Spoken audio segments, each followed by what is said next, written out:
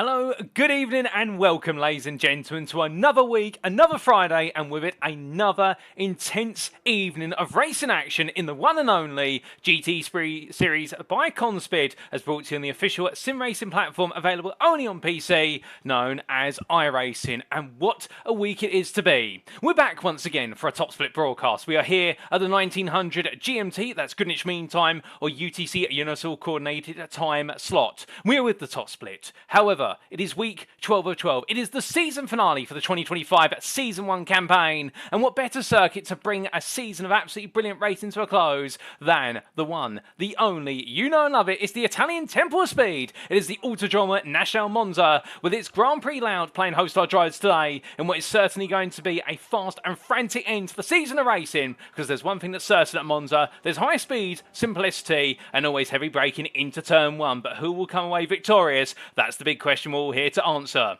But as we welcome you to this broadcast live on YouTube at youtube.com and search for TX11TX, alternative Paul Walsh, we welcome you all here. In the quarantine booth you have myself, Paul Walsh, also known as TX11 or Britain a Spit, depending on what media you follow me on, and bringing you all your racing action tonight. Our schedule is as follows. Times in Greenwich Mean Time or Universal Coordinated Time, that's GMT or UTC. As we can see, in just under 4 minutes time, we'll be going to the grid for a one and only 45-minute race to wrap up what has been a brilliant season of racing in these top split broadcasts. And well, how's it all going to play out? That's the big question. But to give you a recap of how this season has played out, we've made our way all the way around through the globe. Starting off in France, of course, at the Circuit des 24 Hours du Mans in week number 1. Midway through, we had plenty of American circuits, including the likes of Road America, Road Atlanta, and Laguna Seca. And of course, last time out on week 11, it was the Detroit Grand Prix circuit at Belle Isle. But of course, we've weaved and woven our way back and forth between Italian and American circuits. But we find our way today for week 12 at the Autodromo National Monza in Italy.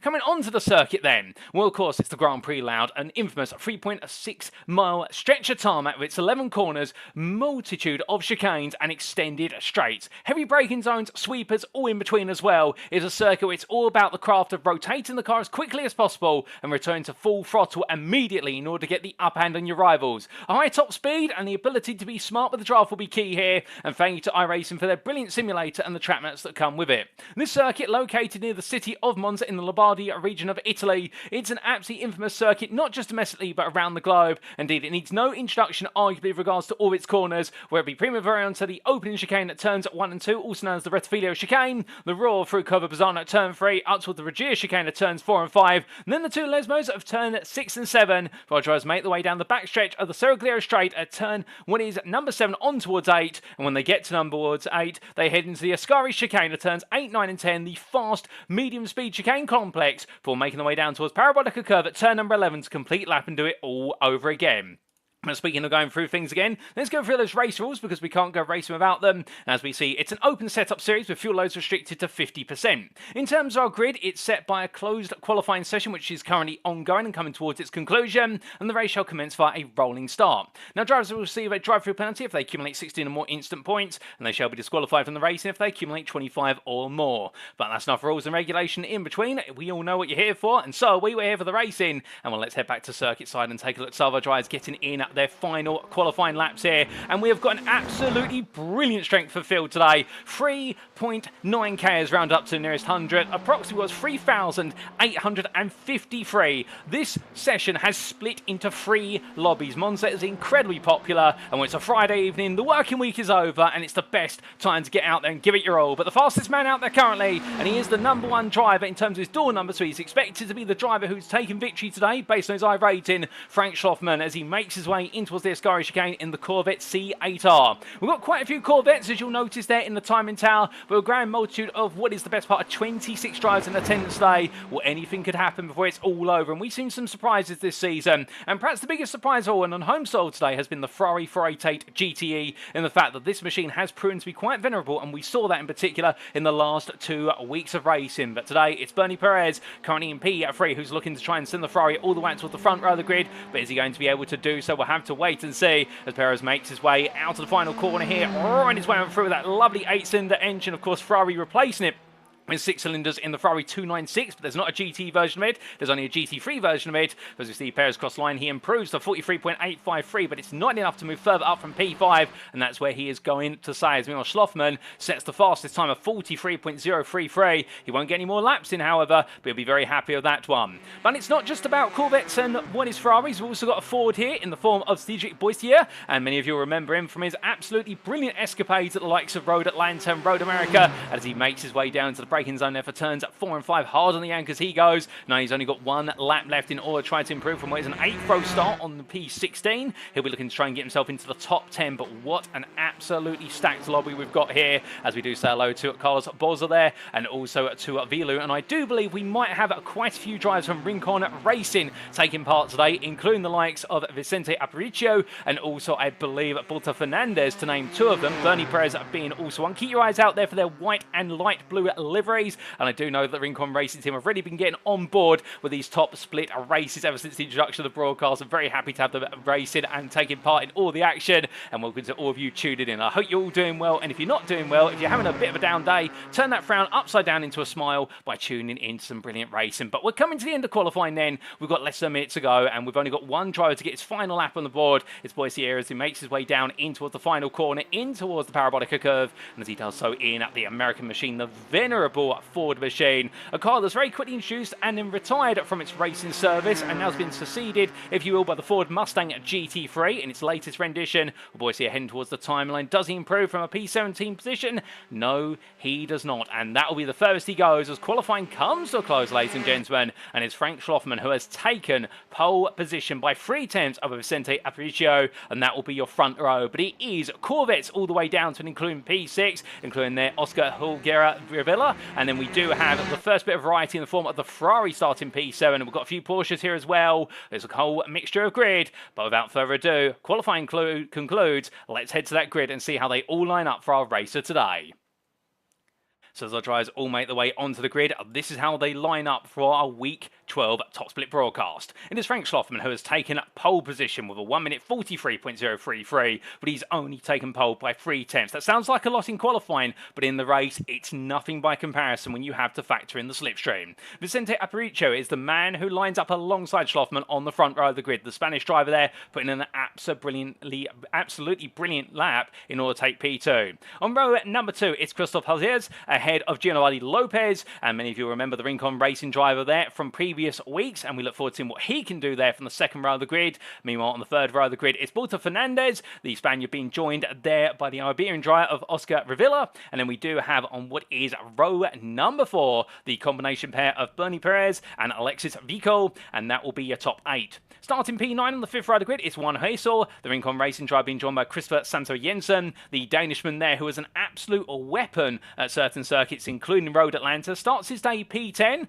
but you can imagine he'll be looking to make some progress, given the fact it's only a second that covers the top 10 there, while the tightest qualifying margins of our top 10, no doubt about it. On the 6th row of the grid, it's Jordi Lopez ahead of Todd Alia, and we see the American driver there join us once again. I think he's been able to escape from work in order to make this top split broadcast, and that's absolutely brilliant to see. We then do have Sylvain Depeche, the man who has been touted to be the Division 1 champion for this GTE series come the end of the season, based on the official iRacing point system. We look forward to seeing what the Frenchman can do from P13 ahead of Axel Begemann. We're then Gustavo Colici and Robert Luengo starting on your 8th row of the grid ahead of Cedric Boissier and Bernard Gil. We then have your top 20 completed by Alberto Donoro and Boca Coraca, and then we have on P21 Lucas Lodato ahead of Jordan Chamberlain, with Camille Carros and Thierry Gremelet starting on your 12th row of the grid, and on the final row of the grid it's Nekos Vojita ahead of Ben Skull, and it will be those 26 drivers that make up this race at Monza. But everybody right now making their way for the partial formation lap. It's not a long one,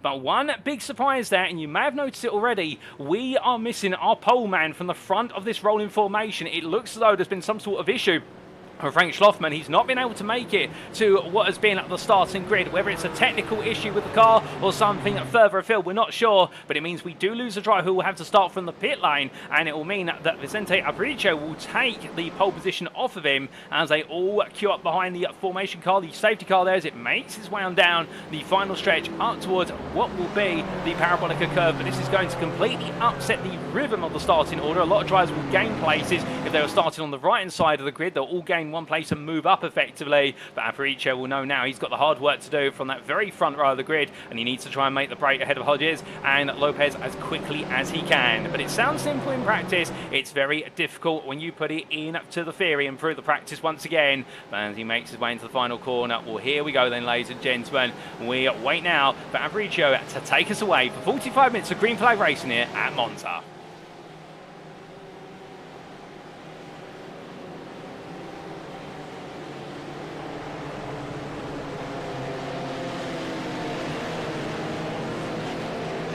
And it's lights out and away we go as Aparicio leaves it as late as possible to go green flag racing, and they are away. Perez there taking a very tight line across what is the inside escape line, and as they make their way down towards turn number one, it's going to be the absolute roar here with the best part of 7,000 horsepower as they come down towards the braking zone for turn one. Everyone hard on the brakes, cold tyres. It's getting very tasty in the rear of the picture there, but it looks like most of our drivers so far safely on through, as we do see that Sylvain Depeche and Todd Alia looking to exchange places. The light blue machine of Alia there being caught out by Depeche, but they've been able to make it out of the chicane side by side, and as they head on up towards what will be the next chicane now via Bazzano curve and up towards Regia, well, now all the fighting starts to kick off as we see Porter Fernandez under some pressure here in order to try and hold Rivilla behind. Rivilla's going to look to the inside here as they go onto the brakes, but then Fernandez holds on there, holds on to P4 with a little lock up there for Rivilla as they make the way on through. Some dust being kicked up as well. Further back, oh goodness me, Gustavo Calici has been turned around into the braking zone there. Was that of his own volition or was he aided? I suspect it's the latter, but we'll try and find out the story. Meanwhile, Jordan Shamblin made a bit of a nightmare qualifying session. Oh, goodness me, contact there between Shamblin and Lodato has sent all the way to the gravel, and the Iron Lynx machine absolutely end up in tears there early on. He'll try and get it recovered from the gravel, but I think that may be a car that's going to be towed to the pit,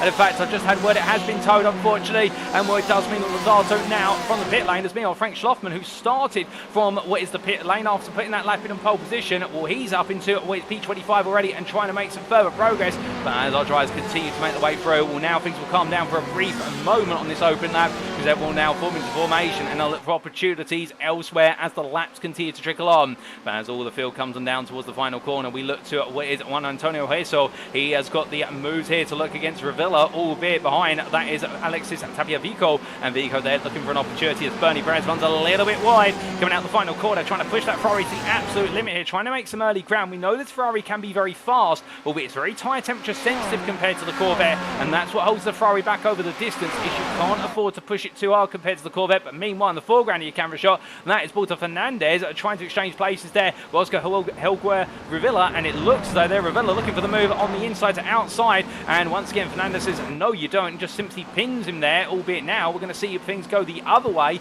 as I think Rivilla's going to have the overspeed here coming through Bazzano curve. Yes, he does, albeit it's going to put him on the outside coming in towards the Regia chicane as the top three make their way through the foreground of the camera shot. But now hits Rivilla versus Hueso, and we can see Fernandez there tucks in behind Hueso, who gains the place, and Juan Antonio Hueso now moves up to P5 as they head out of the second chicane. A bit of dust being kicked up there with cars running wide, but found no play. And meanwhile, from them, we've got a bit of side by side, and there's contact there between the Rexy machine of what was, I think, Nicolas Vita ahead of Thierry Grimelier, and as a result, Grimelier being turned sideways there. Small bit of damage to the rear right panel, albeit I think the Ferrari driver was able to get away with it just about, as meanwhile in the pit lane is Gustavo Calici and Lucas Lodato. Calici's made his way into the pit lane after picking up damage. Meanwhile, Lodato is still being repaired after the tow, but as all the battling continues to play out, more drivers trying to make some progress here as time continues to make its way forward, and as they do, Christoph Samson Jensen now up to what is P9. The Danishman here are clear of Sylvain Depeche. Depeche right on his rear as they make the way up towards what is the Barabolica curve, but from them up towards the battle for P2. That's a quick little look there from Lopez versus Christoph Hayes, and Hayes right now just simply keeping his head down as they make their way out of the corner, but it is enabling Vicente Aparicio to break away. The gap now up to 1.7 seconds almost as they come across the timeline. We know the tow distance between these cars is in the region of what is 1 second to get a good tow, but here at Monza you need to break away to 2 seconds to avoid any slipstream. But it's going to be the side draft there for Lopez, looking around the outside versus Hayes as they make the way into break. It taps between the two of them. Both tries getting very tasty, and Lopez there being made to break onto the sausage curb, and well, he won't be too happy about that, will Giovanni Lopez, knowing, and you can see the flash of lights there immediately, that he'll feel as though Christoph Hayes made him run out of room. Albeit Hayes would argue, well, I had the lead line, but it's two different different interpretations from two drivers, and that's why we're in the commentary booth and not a steward. But as they head in towards the next braking zone, well, meanwhile, looking further back, we have got some progress being made here by this man as we ride on board with him, Todd Allier, as he heads in towards the braking zone for turns 4 and 5 onto the anchors. He rolls his way left into right in the Porsche 911 RSR machine, the leading Porsche at the moment, having found his way ahead of Sylvain Depesche at the end of that previous lap, and in towards Lesmo 1 he goes, albeit the Corvette's in front right now, getting a bit of a better exit with Santo Jensen just pulling away slightly. But then again, you do have to factor in the fact they are all running in the dirt here of one another, and with more cars in front of you, well, the great thing is on the straights, you're going to fly like an absolute missile, but in the corners, you lose a lot of front end downforce.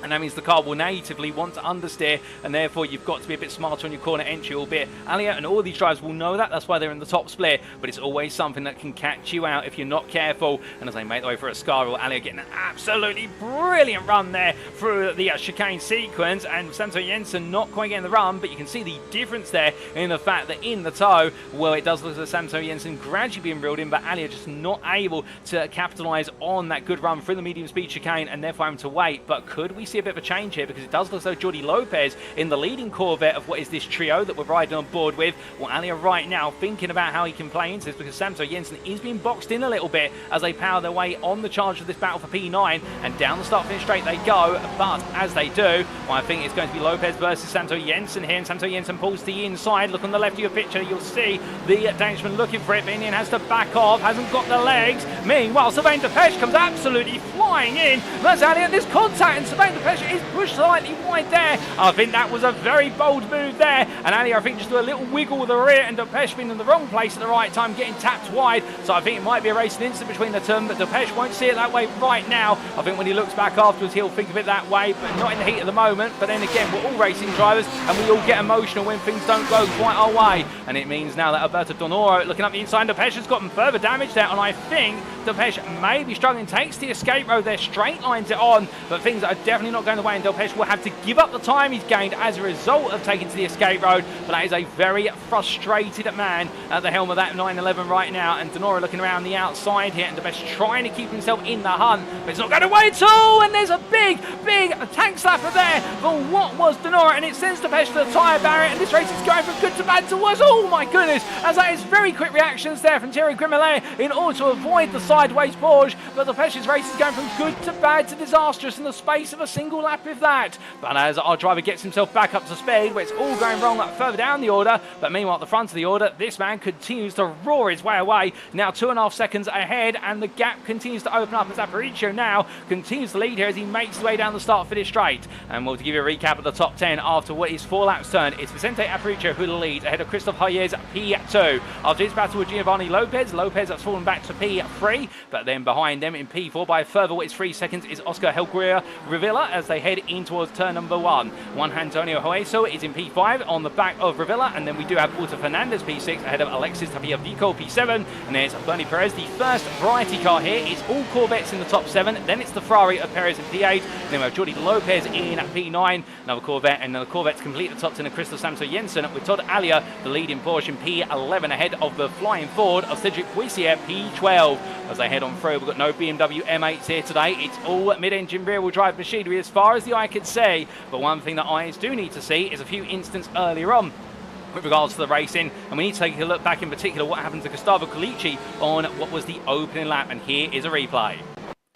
And this was Colici making his way out of the first 3 corners into the braking zone then for the Regia chicane as he made his way into the brakes. Oh, could have been Donoro there with an absolute snap on the brakes into the side of Colici, and Colici, and then we were wondering if he was aided on his adventure, and the short answer is yes, he was, and that was very unfortunate for Gustavo Colici. What about Lucas Lodato? Many of you remember he was sent sideways, and this was under braking into what was turn number 6, and that was contact between himself and Jordan Chamblin. I think Chamblin just too close to the rear of the Porsche, and in the end misinterpreting the braking points between the 2 cars, and Lodato having to be towed to the pits as a result of that contact. But now we return to your live racing pictures, and well, whilst things might be coming down for a brief moment inside the top 10, it's not outside the top 10, as here we do see was a bit of a snake train there as Alberto Donoro trying to go defensive into Parabolica Curve. The Ferrari looks one way, it looks another, and that is Caraca looking for the move up the inside here. Donoro pinning him as hard as he can in towards Parabolica Curve, and the lovely yellow and black Ferrari there being made to way in traditional Ferrari Ferrari colours, and a very frustrating moment there for Cracker. I think he feels as though he had to move on, but De Niro may have made a double move there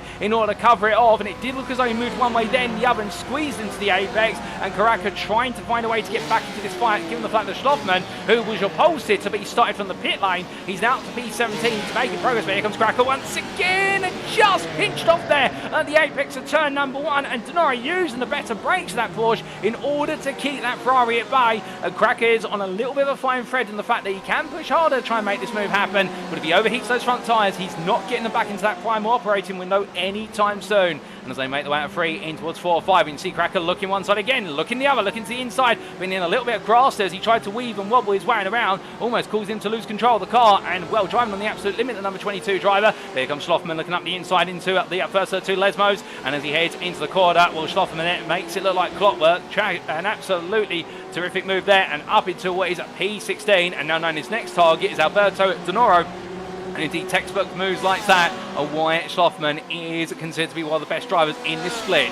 As they head down the back straight and up towards Ascari, we can see Camel Carus also looking for an opportunity to get involved here in what is the light blue and black and red Porsche all over the back of Karaka. And well, right now the number 8 driver, knowing that things haven't quite gone his way, given qualifying starting from P23, while the lowest placed drivers relative to their iRating and door number, given he's number 8, but still Carus will know hard work will pay off in the long run. As Schloffman meanwhile looks to make a move around the outside of De Niro. Is this going to be easy? Cracker found it hard, but can Schloffman just simply get it done? The braking, and the answer is yes, he can. He's got plenty more braking ability there, he feels, in the car compared to De Niro, and De Niro is just left there hanging coming to the parabolic curve, albeit now back into the slipstream. Here they go, but has the Porsche got enough in the tow? We know that Porsche can be very quick on a low downforce setup with minimal rear wing, and it looks as though here Schloffman's going to have a bit of a counter attack from De Niro. De Niro gets close, but in the end decides not to attack. In fact, backs off there, and it looks like he lifted off in the final 400 metres towards what was the braking zone for the Rettifilio chicane. And I think De Niro, respecting the fact that Schloffman was the pole sitter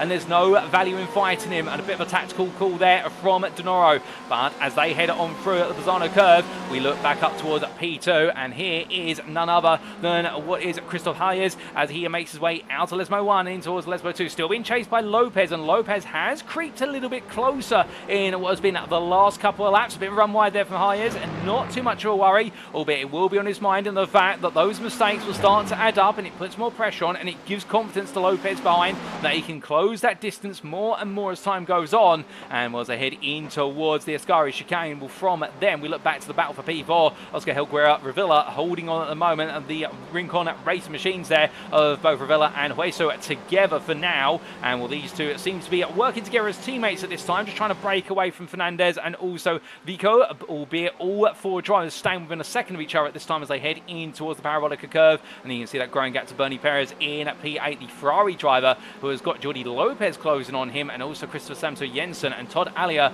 has been left behind now in P11 to a degree, but we do know that Alia is strong over the entirety of the race, and he normally does come alive after the pit stop even more as he absolutely runs it to the limit there, coming out of the final quarter. Looking back towards the front, well, could we see a move here for P2? Hayes home to go defensive, Lopez to the outside, it's going to be tight on the brakes here, but then Hayes simply parks in the middle of the road and says, well, what are you going to do about it? And the answer is nothing from Lopez. He simply tucks back in. We've got some more progress being made here from Camel Carus, who's trying to look for the move on Karaka. Karaka in turn going slightly defensive there behind De Niro, and I think Karaka at this point in the Ferrari 488 is not sure how to play this. Does he go on the attack versus De Niro, or does he simply defend and do some fuel saving and perhaps try to make the jump in the pits? Well, that is only a question that he can answer, and we can only theorise that he might be thinking about trying to go for an undercut strategy. But from them, we have a replay coming up as to what happened to Ben Skoll, who seems to have been involved in a bit of an altercation on the previous lap. And well, without further ado, here's the replay.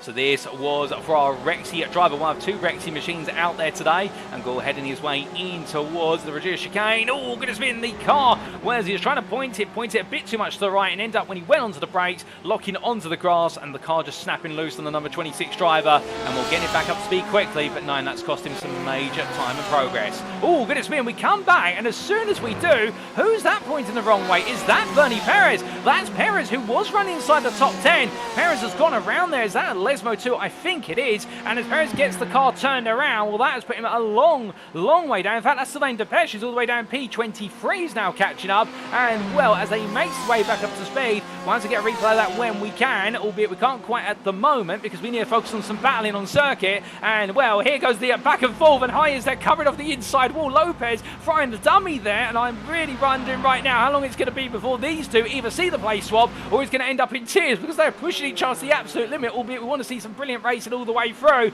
But high is once again just simply putting it on the inside to the middle of the road, and Lopez trying to find a way to make a move. He's absolutely flying in the toe, but he can't find that move. Meanwhile, Cracker's got the best possible run he's had all day versus De Niro. The yellow Pro Driver Cracker looking around the outside, De Niro on the inside. Behind them there you can see it's Carras, but De Niro's going to try and outbrake the Ferrari. We know the Porsche can do it. He goes all in. Brilliant defensive drive from Alberto De Niro, and well, as they make the outspeed, we ride on board and look back from the rear. All but the P15 Porsche driver, and Carras and Cracker once again made to wait and watch. And Alberto De Niro right now, regardless of what pace he's bringing to the table over the entirety of the lap, one thing that definitely can be said about him after 15 minutes of racing is that he's a very hard driver to pass, and he knows exactly where to put this car as he heads on through the Virginia chicane. A bit of a run wide there, Cracker taking a lot of speed. And it's very hard right now. If you put yourself in the shoes of one another and Cracker, the frustration that we'll be building here, he knows he's got the faster package in that Ferrari, but the problem is he's got a driver in front who knows exactly where he defends against that Ferrari, and you've seen it through the chicanes like there.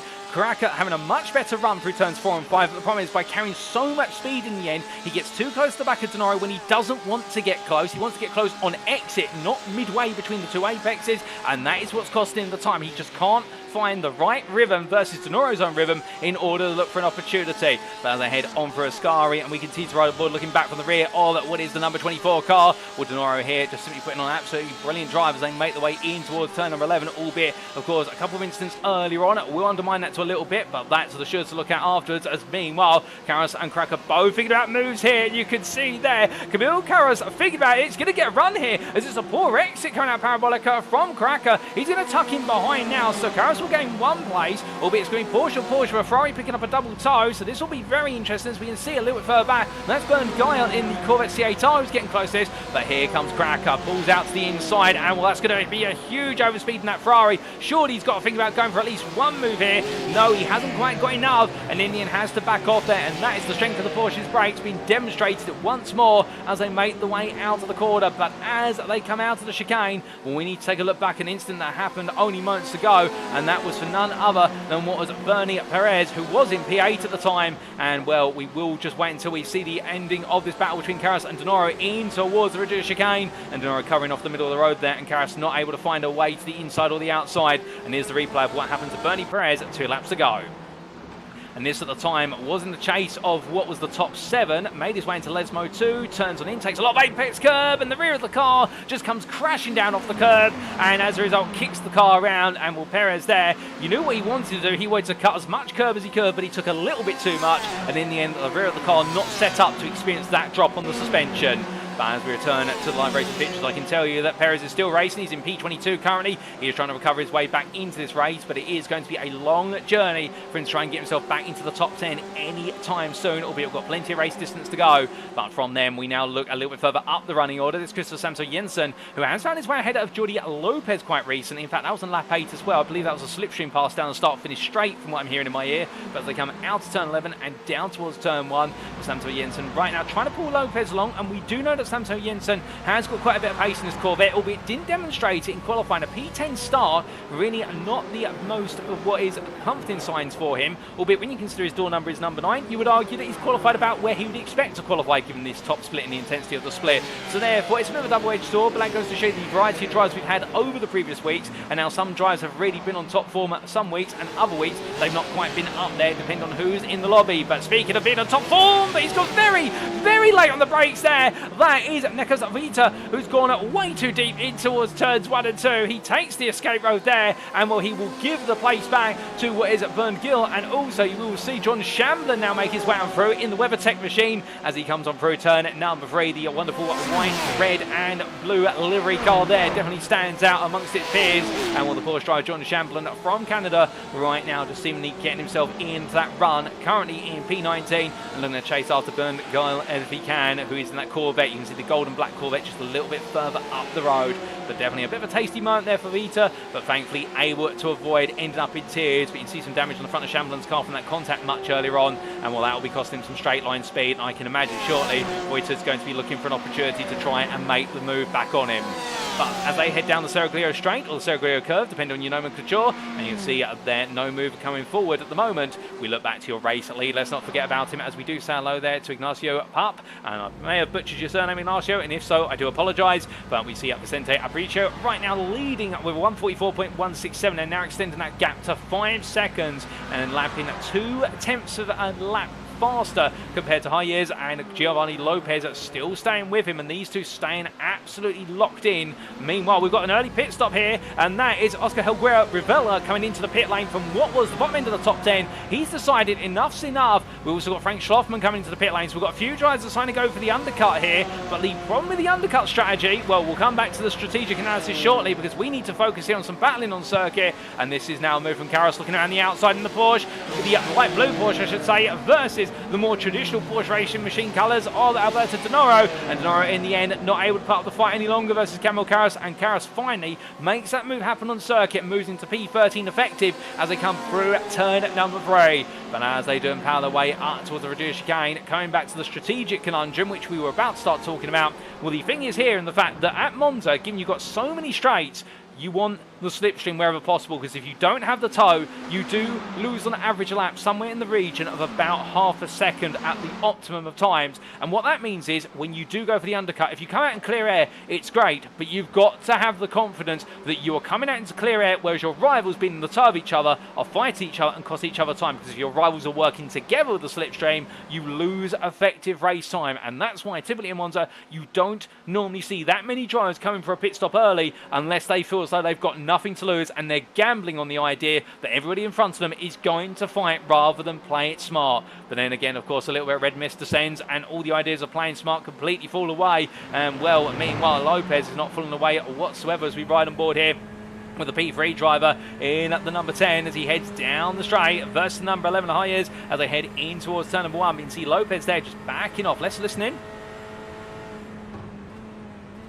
And very early down the lift off, and I think also doing a little bit of lift off down the straight, just simply coming off of the throttle pedal just before upshifting in order to save some extra fuel. So Lopez knows he can't really chase down the leader of Aparicio, is that his focus is going to be on taking that runner-up spot and make it a 1-2 for Rincon Racing. And well, Lopez here playing the game right now, just save the fuel and force High Years to use more fuel and lose out time when it comes to where's that pit stop. As they head in towards turns 4 and 5, we look back to two drivers battling into turn 1. That's going to be a Witter up the inside of Chamblin, and there's contact between the two of them, and the raises of both Nekas Witter and Chamblin both go from good to bad to worse. And while thinking in a little bit of misinterpretation between the two drivers fighting over the space, and more Chamblin in the end in a Porsche whose front end is definitely bruised and battered, not quite broken yet, but it has now ended up with a few more scratches on it, and Chamblin here not having a happy day in the Italian sun.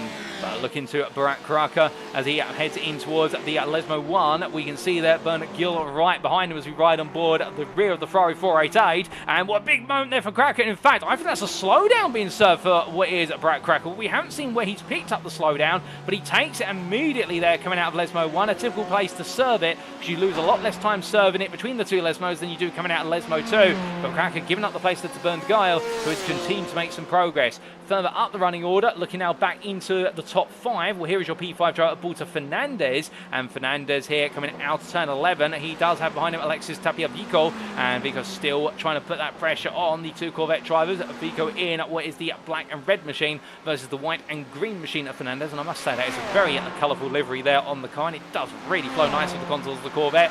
But enough of what is a picturesque analysis aside, as they come down towards the braking zone for turn 1. We complete the halfway point of this race. No change between them. Oh, goodness me, in fact, saying that, yes, straight on there. As I looked away for a brief moment, I looked back. Fernandez going straight across the grass what was at turn 1. And I think in the end, the car just let him go under braking. And well, he will have to yield the place. He will have gained time unfairly, and he gives the place up to Alexis Tapia Vico. And that is a big change there in the battle for P5, because Vico's been waiting patiently for the best part of what has been the last 7 laps. Well, finally, he does find it, but that was quite the way to find it in the end. And I wonder if we can get a replay of what exactly happened to Balta Fernandez and perhaps understand why he had to take to the grass. Well, Well, we'll see if we can very shortly. In fact, we do have an immediate replay, and here it is.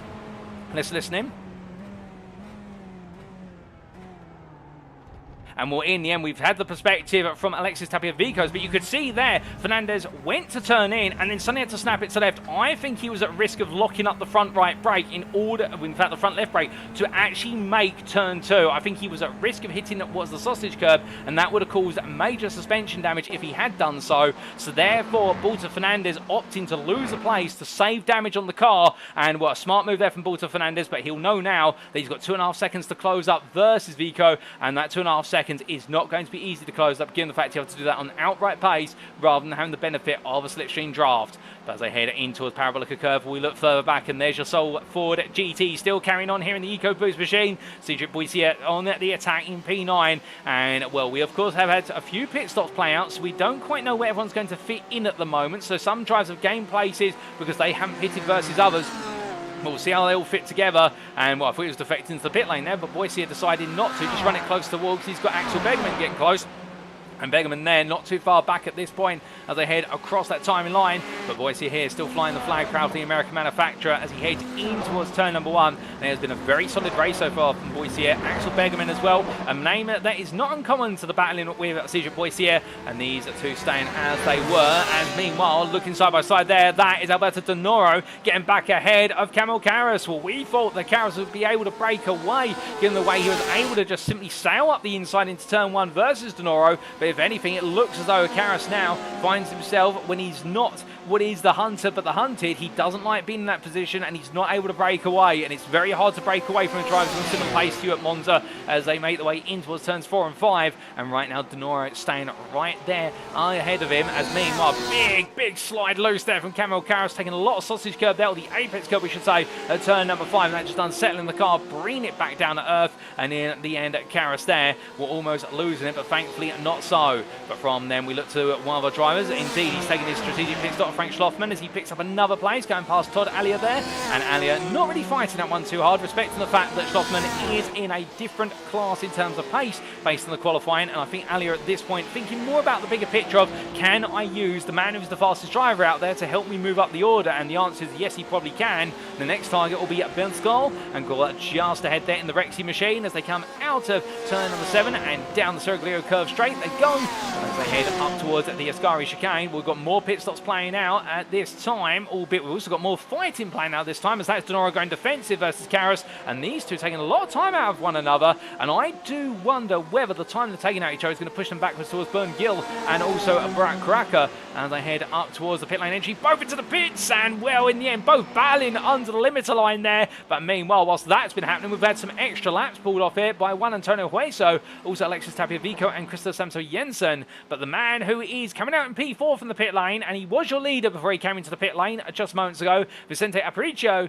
we believe the number 2 driver is on course to return to the lead after he's made his pit stop and everyone else has made theirs as well, because right now he comes back out ahead by the best part of 6 seconds over Christoph Hayes, and we can see Hayes here as he heads in towards turn number 3, and he looks to be in control of the situation for the battle for his effective P2, because Giovanni Lopez has now fallen to 2.3 seconds back. It was a slow stop for Lopez compared to Hayes, and that has been a sizable difference. And keep in mind that Lopez was doing a lot of fuel saving before he came into the pits from what we recall, so therefore I think there's been a little bit of an error, or perhaps Lopez has decided to go for some extra fuel in the pits to give himself the ability to attack more in what is the late stage of this race. As Hayes decided to underfuel, perhaps 9, he's going to end up fighting with Lopez, and therefore he might as well take the low fuel to perhaps buy himself some breathing room, and then also perhaps do some fuel saving before he ends up in the battle. Will be interesting because he's definitely bought himself time, but can Lopez get that gap back down? That will be the question that he needs to answer.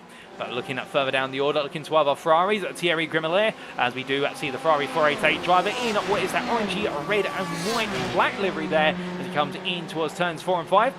He's still chasing after Wita, and Wita in the number 25 in the Rexy machine. That's definitely been involved in a few altercations, some perhaps of his own doing, some not so, and he's just been the victim of a bystander. But then who are we to judge as they make their way out of turn 6 and 7? Well, right now Grimelier trying to make a little bit more of a way into this. In fact, he did take one of the earlier pit stops, and therefore he has gained time since that pit stop. I think a new perspective on the race since taking that pit stop has definitely helped him. But one thing that also will help is if you get your pit stop absolutely right, as we do look to the blimp camera there, and you can see just going across what is the tree line there was Christophe Hayes. But meanwhile, Juan Antonio Hueso, look at this. He comes out the pits and he has closed up in the pit lane massively on Giovanni Lopez. And so Lopez now, rather than battling for P2, has got Juan Antonio Hueso only a second, if that, behind him. So Hueso has gained time in the pit lane, as has Alexis Tapia Vico, albeit Vico here has got Bulta Fernandez still with him. But those two have gained. Bulta Fernandez matching the pit time of what is Vico, so therefore he's pretty much the same distance he was before the pits, which is 2 seconds at this time. So no change between them. Christoph Samso Jensen, meanwhile, well, the Danishman has closed up here in P7, and he's on the back of Bulta Fernandez now, so he's had a very good pit stop. And in fact, the overall pit time tells the story in the fact that for Bulta Fernandez, it was 38.9 seconds. For Christoph Samso Jensen, it was 38.3. So again, in half a second, plus also the pace he's been bringing in the last few laps. Well, that tells you exactly where he's made up the time. And now, could he be on course to try and take on P6 and perhaps even chase down a top 5? We'll have to see as we look then from what is our drivers inside the top 10 to a place change here. Sylvain Depeche now up to P20, making the move on Thierry Grimoulet, coming out of the Recife chicane and through Covo Pisano. And Grimoulet at this point, I think, just waiting for that opportunity to get involved once again, as we do still have in the pit lane Gustavo Colici and Oscar Helguera Revilla. And Revilla being in the pit lane for so long, I'm not quite sure what's happened there to Revilla, but I can tell you it's gone very, very wrong in the fact he's dropped all the way out of contention of this race. We do have 2 drivers in the pit lane who may have effectively retired, but it looks Lodato was involved. We has made his way back there, as I do believe we may have had a brief interruption to the stream broadcast, and we do apologise for that, ladies and gentlemen. That does happen every so often. There's always some technical gremlins here and there, but hopefully the broadcast pictures are still coming through for you. And well, meanwhile, as we do have Bulta Fernandez battling here with Samso Jensen. Jensen up the inside, and well, that's going to be a move made there by Samso Jensen to take P6. Now Fernandez didn't really offer too much of a struggle there, albeit I would imagine that perhaps Fernandez more cognizant of the fact that he does want to get Jordi Lopez involved in this one, and he'd rather tuck into the toe as they make the way around through Curva Pisano. But as we ride on board here, right on board the dashboard of the number 15 driver, he's lost 2 places compared to where he started this race, albeit I think he'll be very happy with the progress he's making, given how close it is. He gets very close there, very tasty into the Regia chicane on entry versus Samso Jensen. Difference in lines, but Fernandez, as a result, compromised as he tried to approach the second apex at turn number 5, and therefore had to back off. And well, by backing off, that's enabled Samso Jensen to open that gap up by 3 temps all the way out to 6 temps, as they now crash their way over the apex curve there of Lesmo 2. And depending on how you've got the car set up, some drivers like to set the car up for a little bit more toughness on the suspension. I was able to take those curves, whereas others go for the rotation and sacrifice the suspension on it. But Fernandez and Samso Jensen absolutely mauling the apex curve of Lesmo 2, and it goes to show as they now make the way, bouncing over the apex of the first part of Ascari. And a better run there for Fernandez. You'll notice that Samso Jensen, in fact, came out a little bit too wide there through the right hand of Ascari, and that cost him momentum as they make the way now down towards turn number 11. And Fernandez here, despite being passed, he's not showing any signs of letting Samso Jensen just simply sail off with this one. If anything, I think Fernandez playing the bigger picture game here, which is, you know what, it doesn't matter to me if you're leading or I'm leading. I'm going to be one who leads at the end. I just need the right opportunity on that final lap to get things done. But Samso Jensen will be aware of that. He won't be inexperienced in terms of the fact that sometimes it's all about not leading until the final lap of the race at a slipstream-based circuit. But here comes Fernandez, but backs off there about 250 metres from corner apex, and it looks like Bulta Fernandez very wary that he doesn't want to make the move anytime soon. He wants to do it right at the end of the race. But as they power on through, well, a bit of a poor run there coming out of turn number 2. Saw him run wide, but meanwhile, one man who hasn't run wide out of turn number 2 is Cedric Boissier as he chases after Axel Bergerman. These two have swapped places since the pit stops, and it has been Bergerman who's made his way ahead in the fight for P11. But Boissier now has got something to say about this. He's going to look to the inside, coming out Pisano, in towards the Virginia chicane they go, onto the brakes. Boissier there on the right of your picture, now the left as the camera turns round, gets it stopped just in time. Does he get the move done? It's a lovely piece of manoeuvring there from Cedric Boissier, and Axel Bergerman tried to get the switchback, but Boissier just went deep enough to stop the car and prevent Bergerman from coming back at him. But as we ride on board now with a Porsche driver who has just passed there, well, what can Bergerman do coming back at the Ford GT? We know these two cars opposite ends of the coin, or opposite sides of the coin I should say, in the fact the Ford has been one of those cars, it goes well at circuits with medium to high speed corners. And meanwhile, the Porsche, by comparison, loves heavy braking zones and loves low-speed corners. It's got plenty of rotation in it, but as they come through into a Scotty Begerman, and they're much more aggressive on the brakes. You can see the strength in the Porsche's brakes, but it catches out the German driver slightly in the fact that in the end, he actually had to let the car roll slightly deep. Otherwise, if he carried all the speed he wanted to, he would have tapped the rear boys here, but that's where the Ford GT's brakes, not being as good as the Porsches, or at least offer the rotation from trail braking, that is why Boycia is strung a little bit. And again, you can see it there, just a slight wobble on the trail braking to the apex from Boycia versus Begerman, who is able to take a much smoother line. But now the Ford can get the power down here and just gradually extend that gap a little bit more as they make their way through.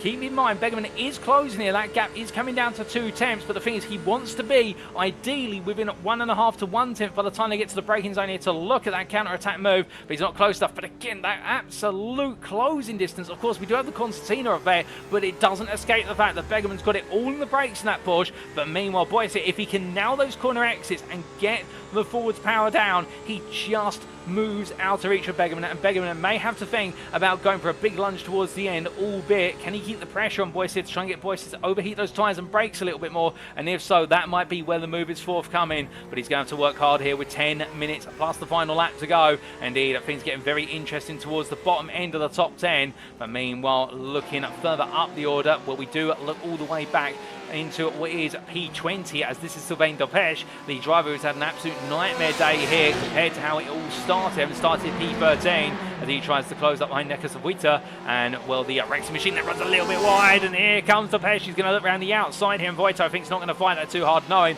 that he won't have the momentum to fight it, and that's only going to cost a pair of them a huge amount of time if he tries to force the battle to the apex of Lesmo 1. There's no value in doing so. He might as well just tuck into the toe and slipstream his way forward. But then we look from these drivers to what is Karaka, as we see Karaka on the move, but albeit he's got a fellow Ferrari behind him, albeit Karaka is the leading Ferrari at the moment, but he does have Bernie Perez, who at one point was inside the top 8, but a mistake coming out of what was Lesmo 2 saw Perez go all the way round. He kept it out of the barrier, but he didn't keep it from losing places, and Karaka will know he's under pressure here. Can he keep Perez behind him for what is the best part of 10 minutes plus that final lap? Well, I think the Brighton on the wall would say that's going to be very difficult, but then again, miracles can happen, and you never know what can happen here when Karaka decides to go in. I think he might have to channel a little bit of Alberto Donoro's defensive driving from earlier on today if he wants to get this done. Karaka will know, however, what is sensible, what's fair, and what's not worth fighting for. But as they make the way down, well, there's the speed. The overspeed been sensational from Perez, and in the end, Karaka decides it's not worth battling for it. I think it's a smart move there from the yellow and black Ferrari driver, who drops to P18, but knowing that the places will come to him if he follows the faster driver up the road. And as they head out towards where it's turns 3 and onwards, well, meanwhile, we had a bit of battling here for what is P6, and Jordi Lopez has just found his way ahead of Walter Fernandez. But the question maybe you'll be asking is, well, what exactly led to that, given the fact that you do have Frank Schloffman, who, remember, started from the pit lane after setting that pole lap. Schloffman, with that very early pit stop, has moved his way all the way back up to P8, and I get the feeling, before this is done, he could finish P6. I think chasing after with Vico in P5 a further 4 seconds up the road, maybe pushing it a little bit too far, but Schloffman is not giving up here as they all run wide coming out of the Scurry. They're all pushing those track limits now, and what we like to refer to as those tactical off tracks, so you can run wide somewhere and get away with it without an automated slowdown. If you've got the instant points, you can use those, but of course you've got to have the instant points available, and when it is 4 instant points for his contact with another driver, well, you have to keep in mind it's not too far away from a drive-through penalty at that point, and you don't want to pick one of those up, because otherwise that will put you all the way to the back end of the field. As the drivers make the way on towards the next lap, we jump on board with our P8 driver in the number 1, and well, 5 tenths is the gap between himself and the P6 car of Lopez. Between the two of them, you'll see in the rear end of Fernandez just up the road. Schloffman there makes way onto the braking zone in towards Rasfilio, and as he does so, no move forthcoming this time, but gets a little bit closer to the back of the machine in front as the Corvette Racing machine makes its way on through. And so you may have noticed on the back of Walter Fernandez's car the Corvette Racing logo there. I do believe the character's name, or the helmet's name, is known as Jake, from when I had the chance to speak to some of the people at Corvette Racing at the 24-hour Le Mans in 2023. And well, I can tell you one thing, absolutely brilliant to see there the coloration being stylised to the livery of the machine as they make their way out of turns at 4 and 5 as they roar the way in towards turn 6. Well, right now Schloffman all over the back of his two rivals in front, but he's got to be tactical about how he picks the moves here, because in the fact that if he doesn't time it right, he could take Fernandez, no doubt about it, but Lopez maybe bought a couple of seconds and may just be able to creep away. But as the drivers power the way on down, we can see Santo Jensen there having a bit of a sideways run out of what was, excuse me, turn number 7, and I think might be struggling a little bit for tyre life. We'll come back to that shortly, as here comes Schloffmann up the inside of Walter Fernandez in towards Ascari, and well, it does so and gets that move done. Absolute textbook move once again, and Walter Fernandez not fight it too hard. I think he wants to use Schloffmann in order to try and get close to Jordi Lopez. It would be a sensible move, because on paper you would imagine that Schloffmann is the faster of the drivers out of the three of them by a considerable margin, but then again, that's the theory. How it works out in practice could be different here, particularly as we're getting close to the end now. 6 minutes left on the clock as these drivers head towards lap number 23. And as they come across that timeline this time, they'll know that time it's gradually winding down.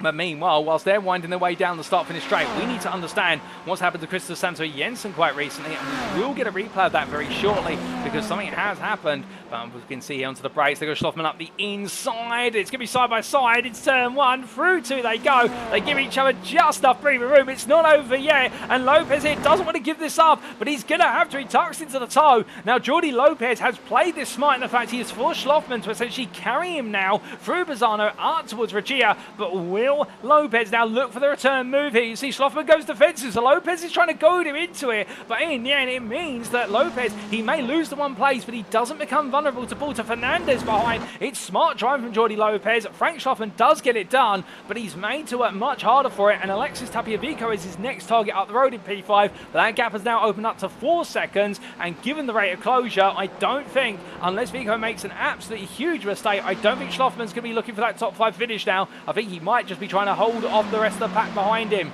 But whilst all this has been going on, we did talk about an incident involving Christopher Santo Jensen, and that was 2 laps ago, and here's the replay to explain what exactly happened to Christopher Santo Jensen. And well, this was heading out of turn 3 in towards 4, and this actually explains how he's dropped all the way down the order of the P9 and just cutting loose there through the chicane. Just a little bit too much rotation in the car, and will get it turned around very quickly, and Santo Jensen's race goes from what was a P6 effectively to P9 in the space of 1 error.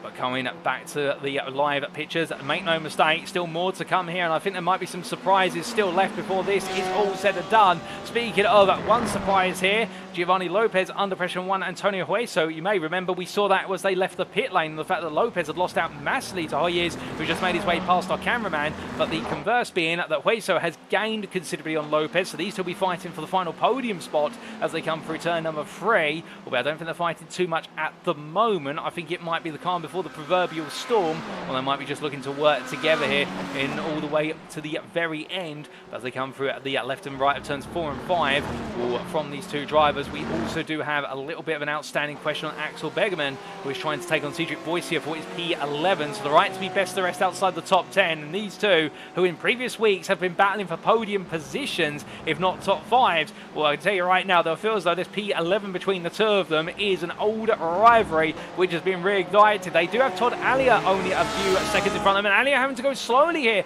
I think Allier taking a slowdown alternative has made a complete mistake out of what was the exit of the Virginia chicane, and I think it may be the latter for Allier, and as a result he loses the 2 places, but he's able to tap back into the toe. So the number 14 driver there with the error, we gets it back together, but he's now got to try and get those places back, because Cedric Boyce has now moved that Ford GT into P10, and that's the last of the top 10 positions. And well, there's a little bit of pride on the line when the top 10's involved as they head in towards Ascari, but heading down in towards that braking zone, Allier's got some hard work cut out for him as we ride aboard here with the second of 2 Porsches in this chase. Both of the Porsches trying to nip at the heels of the Ford GT, but the venerable American machine with its high speed down the straight is keeping the German efficiency of the Porsche mark behind, despite the ability for the Porsche to be stronger on the brakes. But heading in towards turn number 11, well, right now Allier just watching on his return to the place he started this race from, so that's not all bad. The fact you always want to finish where you started as a minimum, you don't want to finish behind it, but right now I think Allier will be hoping there's a bit more out there before this is all done as they head across that timeline. Roaring the way on down and in towards the next lap they go. We can see a bit further back there, that is Roberto Luengo. We haven't really talked about too much over this. Roberto Luengo, I should say, use his full name and not be rude to him. Once he makes his way down the start finish, he's had a very quiet race in the number 17. He hasn't really been too noticeable, but sometimes quiet races can be good races when you want to gain places without getting into trouble, and Luengo has done exactly that over the distance, and we'll credit to him as he heads in towards Bazzano. Alberto Donoro there still trying to run away from Kamil Karras in the rear of the picture. Sylvain Depesche, meanwhile, looking for the move around the outside here versus Nekos Vojta, and Vojta in the end hasn't got the speed to battle with him under braking, and it's another place gained there for Depesche up to P19, but ruin what could have been today. Oh, that's a certainty. As the drivers head up towards Bazzano, and then it will be shortly after that Rogia when we look back to the front of the field. Let's not forget about him. As you can see, Lucas Lodato there, 4 laps down, but still carrying on to the end. That's what it's all about. But behind him is Vicente Aparicio, and your leader right now going on to what will be his final lap here at Monza today. Lap number 26 is ticked onto the board now, and he starts it, and one more lap between him and victory here in a race that has gone his way from the grid procedure all the way to that checkered flag so far. Christophe Hayes in P2. He's got a 1.5 second gap ahead of Giovanni Lopez. Lopez has closed the gap a little bit, and Juan Antonio Hueso has fallen away in P4, but you can see there the fact that these three drivers all relatively equidistant, and right now will take a mistake from one or two of them in order to create an opportunity. But in terms of gaps that are not as far apart, well, Jordi Lopez here has got Walter Fernandez looking for that move. And remember, we said it's the final lap where Fernandez might look for that opportunity, but he's not close enough to try and take a sniff there into the braking zone and has to wait. Todd Alia, meanwhile, well, he's going to look for the move on Axel Begerman here as they come on down. He pulls out the toe immediately, but it's not enough. I think he's trying to gauge whether he can make the move, and also trying to make Begerman think that he's going to lunge it from far back. And again, psyching out your rival can be just as effective as actually having the ability to make the move. But Alia there not having that work out from Begerman, just taking his race line and thinking, you know what, if he goes to a lunge that far, it's only going to end one way and it's going to end up in disaster. But again, a lot of these drivers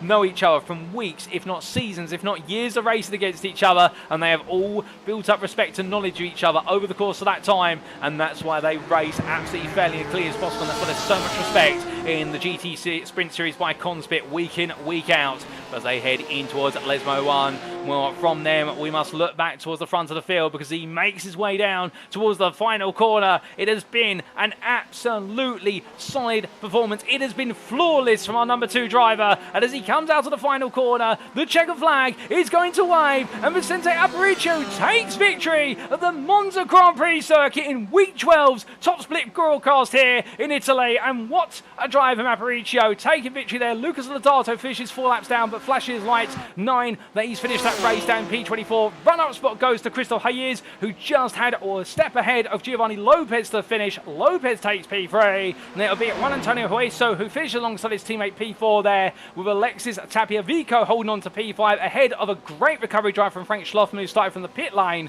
Jordi Lopez will take P7, fend off Walter Fernandez to the finish by a 10th.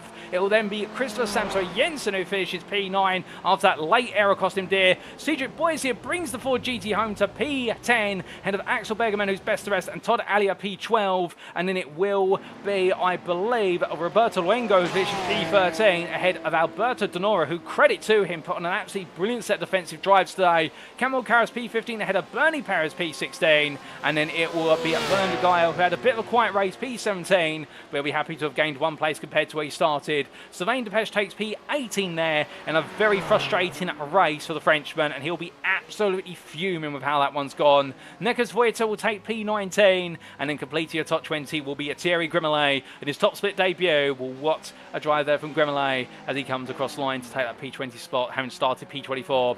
Mensgar will be your last lead lap finisher. He will take P21 in what's been a challenging drive today for the Rexy Machine driver, but still, sometimes it goes that way. But as our drivers cool on down, and Cedric Boyce there tries to burn all the remaining fuel out the car, well, let's take a look at those race results, ladies and gentlemen, subject to any post-race steward inquiries from the iRacing officials. And well, here are the results.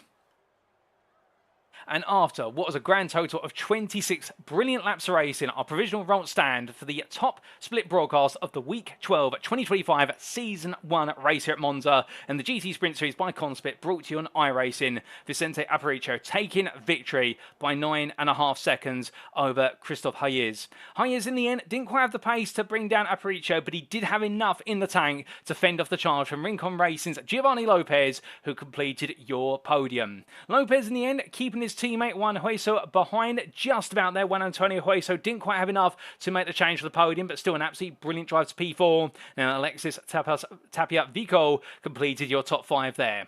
From the number 3 drivers to the number 1 of Frank Schloffman, who having put the car on pole and then started from the pit lane. Well, from pit lane start of what was P26 all the way to finish P6. What a solid drive there. I think he enjoyed the challenge, no doubt about it. With Jordi Lopez at P7 for Rincon Racing at TM Custom Logos, ahead of Balta Fernandez, and there was Christopher Samson Jensen ahead of Cedric Boissier, completing your top 10. It was all Corvettes inside the top 10, apart from one Ford GT who spoiled the Corvette party, but it's all American manufacturers who've completed the top 10, no doubt about it. But Boissier will be happy to be at the Ford that broke the top 10 up, and then Axel Bergman there finishing best of rest P11. A brilliant battle between himself and Boissier, and then to fend off the charge, a fellow Porsche driver, Todd Allier, right at the end, who took P12. Roberto Luengo at P13 ahead of Alberto Donoro. Camel Karras P15 there. Unfortunate in the enemy number 1 machine to not quite bring home that result ahead of Donoro, but a brilliant battle between the two of them all the same. Bernie Perez as well, that early spin at Lesmo 2 costed dear in the Rincon Racing machine. The Ferrari driver being the best of our Ferraris, but taking a P16, not the way he expects it to play out. And then completing a top 20, it was Bernd Geil ahead of Sylvain Depeche with Nekas Voita and Thierry Grimelier. P21 was Ben Scarl, and that was your lead lap finishing order all the way through to P21. A lap down there for Barack Karaka and Jordan Shamblin. I do believe Karaka had to come into the pit lane for an additional splash and dash of fuel right at the end of the race, unless I'm mistaken. We're just checking our records here, and I do believe that was the case. Yes, it was, we believe. And Jordan Shamblin in a very unfortunate race, multiple contacts over the course of the race distance, and a Porsche that was definitely wounded, but he still got it on home. It was 5 laps down to Lucas Lodato, just having an extra lap putting him right at the finish by a race winner, but still credit to Lodato after seeing the gravel and what was the tyre barrier at the Lesmo 1 corner on the open lap to finish the race 5 laps down. That's testament to determination. That's what we love to see.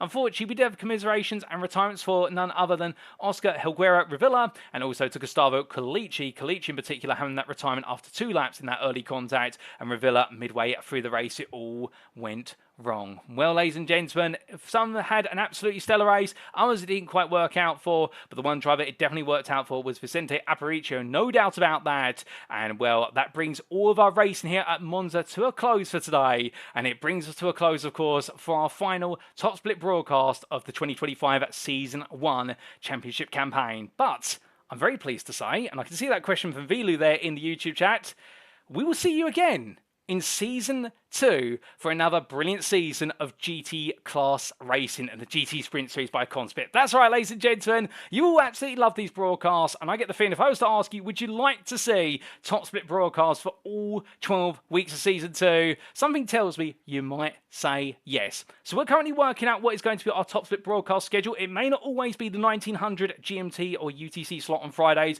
but we will be back for more top split racing action in the GT series in the 2025 Season 2 calendar. That's going to be getting underway, I do believe, in approximately 2 weeks' time. We're just waiting for that calendar to be finalised, so we can't put it on screen currently. But what that means, ladies and gentlemen, is we may be saying goodbye to the racing for now. The dust may be settling, but 2 weeks from now, we will be back. And if you want to stay updated on when those broadcasts are going to be, make sure to join the official GTE Discord in the iRacing service. Do go on the iRacing forums and look out for the GT section, and that's where you'll find the official GT Discord, and you'll stay up to date with all the latest information. But until then, congratulations to all our drivers who performed throughout the entirety of 2025 Season 1. We've still got a few more days of it to go, so good luck to all the drivers still participating. I hope they can end their season on the ultimate high. But at least from us here in the commentary booth and the Top Split broadcast, it's goodbye for now from us at Monza. Thank you all for tuning in, ladies and gentlemen. We have been the GT Sprint Series by CONSPIT. I've been your host and commentator, Paul TX141 Walsh, also known as Britain a Spit, depending on what media you follow me on. And until next time, have a fantastic weekend ahead. Remember to stay safe, stay well, stay smiling, and most importantly, as always, remember to stay on track. Good night.